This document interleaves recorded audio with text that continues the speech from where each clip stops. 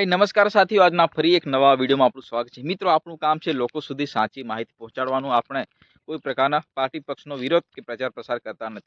મિત્રો, વાત કરીએ તો છોટાઉદેપુર જિલ્લામાં થોડા દિવસ અગાઉ જે નસવાડી તાલુકામાં ગઢબોરિયાદ સામૂહિક આરોગ્ય કેન્દ્ર તૈયાર બિલ્ડિંગ ધૂળ ખાઈ રહ્યું હતું એવા સમાચાર વહેતા થયા હતા। અને ત્યાં જે એ વિસ્તારના પત્રકાર છે ઇરફાન મેમણ, એમના દ્વારા જે અહેવાલ પ્રસ્તુત કર્યા ત્યારબાદ જે વિસ્તારના નેતાઓએ ફરી આ જે એમ કહેવામાં આવે કે ભાઈ જે બિલ્ડિંગનું એમ કહેવાય કે આ હોસ્પિટલનું ત્યાં લોકાર્પણ કર્યું છે ગઈકાલે।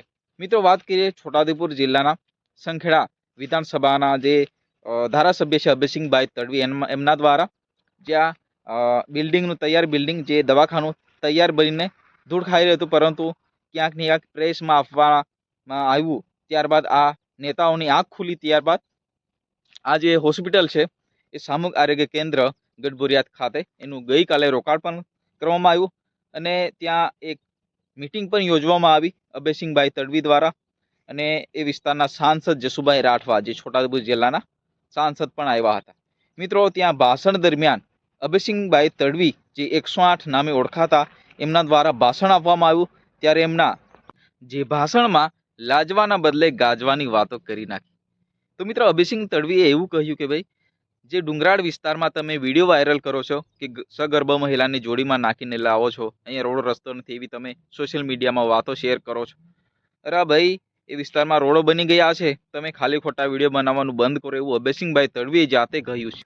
દરેક ગામડામાં રસ્તા બની ગયા છે, દરેક ગામડે એમ્બ્યુલન્સો આવે છે, પણ તમારે દર્દીને તમારા ઘરથી ટેકરાના ઘરથી નીચે તો લાવવું પડે ને, એવું અભયસિંહ તડવીએ કહ્યું। અને વધુમાં એવું કહ્યું કે ભાઈ જે કુકરદાના રહેવાસીઓ, કુકરદાના વતનીઓ અમને બસ માંગે છે, અમને જે કુકરદાથી ગારિયાદરની બસ મૂકી આપો, અને બીજા દિવસે વિડીયો કંઈ અલગ મૂકે। એટલે મિત્રો, આ જે અભયસિંહ તડવીના ભાષણ પરથી આપણે કહી શકીએ કે ભાઈ અભયસિંહ તડવી એ વિસ્તારના લોકોને અલગ નજરે જોઈ રહ્યા છે, કારણ કે સ્પષ્ટ એમની ભાષામાં એ મીટિંગ દરમિયાન કહી રહ્યા છે કે ભાઈ ડુંગરાળ વિસ્તારના લોકો માટે એ અપશબ્દો અને ડુંગરાળ વિસ્તારના લોકોને ખોટી નજરથી જોઈ રહ્યા છે, એવું સીધું આપણે એના ભાષણ પરથી સમજી શકીએ। કારણ કે અભયસિંહ તડવી જાતે કહ્યું કે ભાઈ જે વિસ્તારના લોકો અમને સુવિધાઓ માગે છે, પરંતુ બીજા દિવસે વિડીયો કંઈ અલગ અપલોડ કરતા હોય છે અને સોશિયલ મીડિયામાં શેર કરતા હોય છે। તો અભયસિંહ તડવીનું ભાષણ આપણે જોઈ લઈએ શું કહ્યું એ। ડુંગરમાં મોટા ટેકરા પર મકાન હોય તો રોડ પર નીચે પેશન્ટ રોડ નીચે તો લાવવો પડે ને, અને કઈ શું કરે આ ભાજપની સરકાર કોમ નહીં કરતી। શું કે પેલા પર ટેકરા પર ઊંચું મકાન છે, ટેકરા પર મકાનોમાં તો 100 જાય ખરી ભાઈ જાય, પણ રોડ બધે રોડ બની ગયા છે, નીચે તો આપણે લાવવો પડે ને। બાકી હવે તો વિડીયો વાળા ઓછા થઈ ગયા, બાકી પેલા વિડીયો તો બરાબર મેં જોઈને થાકી જવું। હા, હજુ કુકરદા વાળા બસ માંગે અમને ગાડિયાદર બસ કર્યા એવું કે પાછા, અને બીજે દાડે વિડીયો જુદો મૂકવાનો। સાંભળ્યું તમે? જી હા મિત્રો, તમારા વિસ્તારમાં કેવા નેતા જોઈએ છે તમારે કોમેન્ટ કરવાની છે, કારણ કે ઇલેક્શન હવે ખૂબ નજીક છે, પાર્ટી બદલાવાની અનેક લોકો જે રજૂઆતો કરતા હોય છે।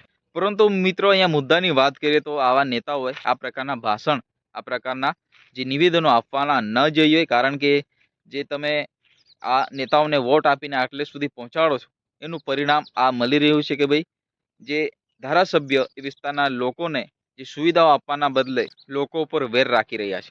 જી હા મિત્રો, આ નિવેદન પરથી આપણે સ્પષ્ટ કહીએ કે ભાઈ અભયસિંહ તડવી એ વિસ્તારના લોકોને તિરછી નજરથી જોઈ રહ્યા છે।